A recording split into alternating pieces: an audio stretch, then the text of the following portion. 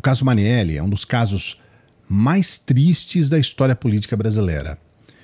É uma situação que tomou um vulto absurdo e, inclusive, uma repercussão internacional, porque a gente teve um assassinato feito no meio da rua, aos olhos de muitas pessoas, na cidade do Rio de Janeiro, e a morte de 2 pessoas, o foco, né, o principal alvo era a vereadora Marielle, e aí morre ela e o seu motorista.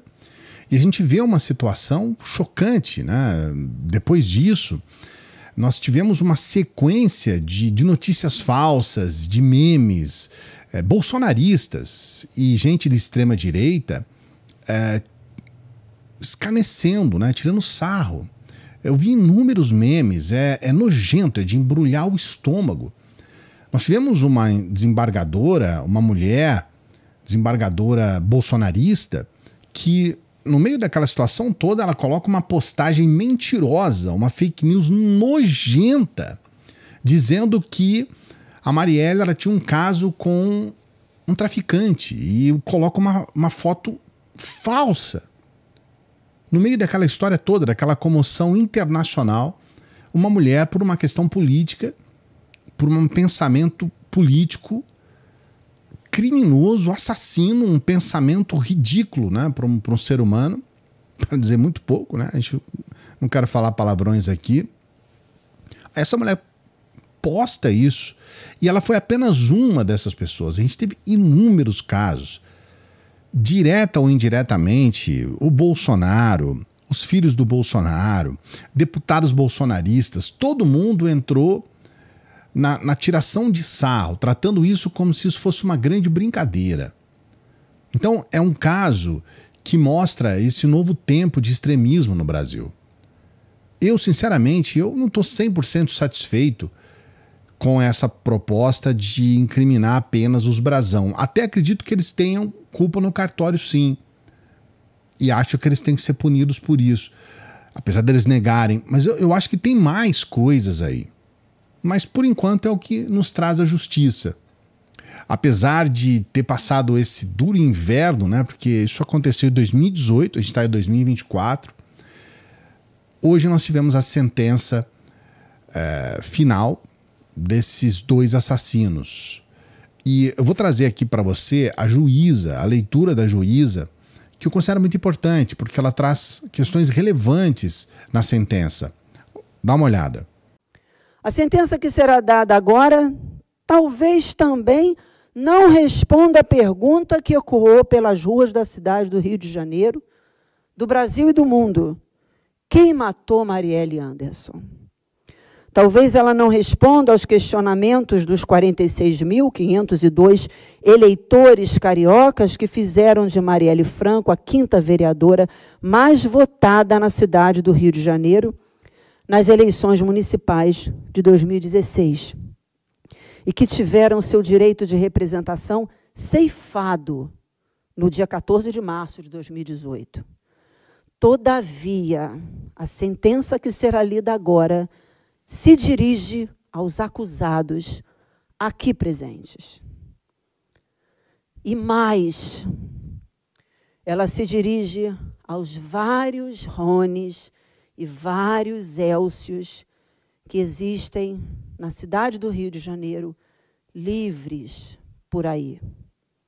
Eu digo sempre que nesses 31 anos que eu sirvo ao sistema de justiça, nenhum de nós do povo nunca saberá o que se passou no dia de um crime. Quem não estava na cena do crime, não participou dele, nunca sabe o que aconteceu.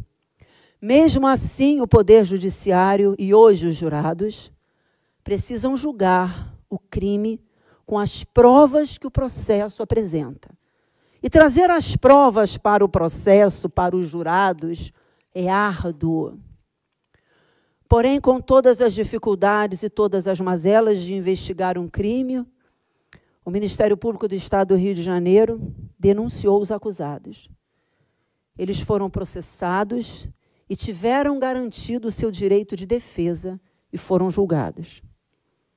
Por anos, exercendo a plenitude do direito constitucional de autodefesa, os acusados juraram inocência, pondo a todo tempo em dúvida a prova trazida contra eles. Até que um dia, no ano passado, 2023, por motivos que de verdade a gente jamais vai saber, o acusado Elcio fez a colaboração premiada e depois o acusado Rony a fez também. Os acusados confessaram a execução e a participação no assassinato da vereadora Marielle Franco.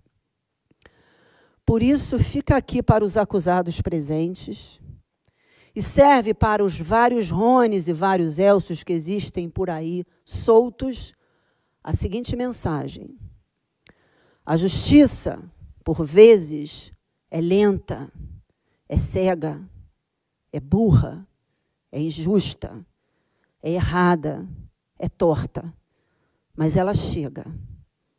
A justiça chega mesmo para aqueles que, como os acusados, acham que jamais vão ser atingidos pela justiça. Com toda a dificuldade de ser interpretada e vivida pelas vítimas, a justiça chega aos culpados e tira deles o bem mais importante depois da vida, que é a liberdade. A justiça chegou para os senhores Rony Lessa e Elcio de Queiroz. Os senhores foram condenados pelos jurados do 4º Tribunal do Júri da capital. 78 anos e 9 meses de reclusão e 30 dias multa para o acusado Rony. 59 anos de prisão e 8 meses de reclusão, 10 dias multa para o acusado Elcio. Saem os dois condenados a pagar até os 24 anos do filho de Anderson Gomes, Arthur, uma pensão. Ficam os dois condenados a pagar juntos R$ 706 mil de indenização por dano moral para cada uma das vítimas: Arthur, Ágata, Luiara, Mônica e Marinete. Condena os acusados a pagarem as custas do processo e mantém a prisão preventiva deles, negando o direito de recorrer em liberdade. Agradeço às partes, à Defensoria Pública, à defesa do acusado, dos dois acusados. Agradeço aos serventuários da Justiça, aos policiais militares, renovo o agradecimento aos jurados, encerro a sessão de julgamento e quebro a incomunicabilidade. Tenham todos uma boa noite.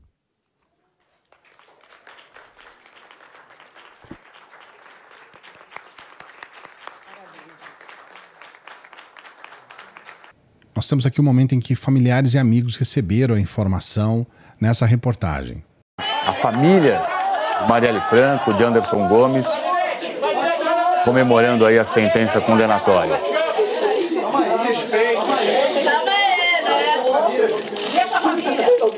Calma, pai.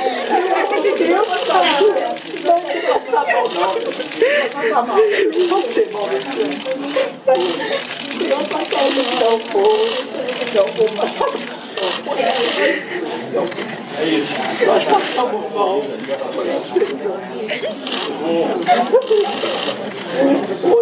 Esse é um momento de muita comoção, muita tristeza também. Fica aqui o registro a esses psicopatas que comentam política, que utilizam as redes antissociais e que fizeram memes a respeito da Marielle, fazendo chacota a respeito do assassinato dela. Fica aqui o registro àqueles que divulgaram notícias falsas e fake news. Não foi só essa desembargadora, não. Muita gente inventou muita coisa. Fica aqui a ressalva a Rodrigo Amorim e a Daniel Silveira. Eles que, 4 anos depois do assassinato da Marielle, eles posaram muito orgulhosos com a placa que eles quebraram, uma placa feita em homenagem a Marielle, que, na verdade, fez com que eles fossem eleitos. Daniel Silveira, até hoje, é idolatrado por parte da extrema-direita. E ele foi preso não por conta de atitudes de ódio como essa contra a Marielle. É porque ele é um cara que não tem limites, a psicopatia dele. E as pessoas querem colocar esse cara como herói. Rodrigo Amorim, o outro que estava junto quando a placa foi quebrada, se candidatou agora a prefeito, é eleito deputado pelo Rio de Janeiro, idolatrado por uma parte da população, especialmente aqueles da extrema-direita. Então a gente hoje vê tudo isso com essa sensação de justiça sendo feita, mas a gente ainda lamenta muito o ponto em que chegou o nosso país, em que as pessoas realmente se sentem felizes com um assassinato tão cruel como esse. Coloque aqui nos comentários o que você acha a respeito disso. Hoje nós não vamos falar a respeito do nosso patrocinador aqui, eu também não vou fazer pedidos para você. Só para você comentar e para você colocar a sua opinião a respeito do que está acontecendo com o nosso país. Também não vou colocar musiquinha aqui no final, a gente vai subir aqui apenas os vídeos que a gente coloca aqui com uma sensação de que eu não sei se a gente ganhou esse jogo, sabe? A gente viu antes de ontem, a prisão do Rogério Andrade, um bicheiro, e esse sujeito ele foi interceptado numa mensagem que ele manda matar com uma frieza absurda o seu rival. Então eu não sei, sabe, a gente tem, o ideal era a gente estar feliz agora, porque eles foram presos, vão cumprir uma pena, a gente espera até que essa pena, né, eles vão ficar 30 anos no máximo presos, né? Existe essa questão de progressão de pena, uma série de questões, mas é no máximo 30 anos.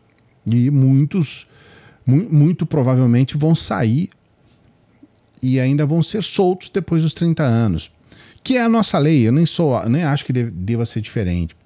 Mas fica o lamento em perceber que uma atitude tão cruel e tão fria de uma pessoa, ou no caso 2 pessoas, pode trazer alegria para outras pessoas. É muito triste.